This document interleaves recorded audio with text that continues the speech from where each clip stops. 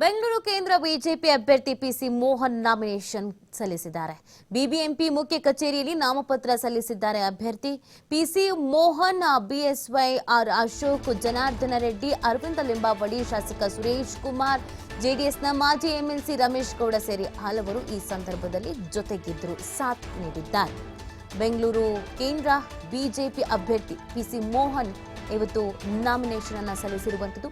BBMP ಮುಖ್ಯ ಕಚೇರಿಯಲ್ಲಿ ಈ ನಾಮಪತ್ರವನ್ನ ಸಲ್ಲಿಸಲಾಗಿದೆ.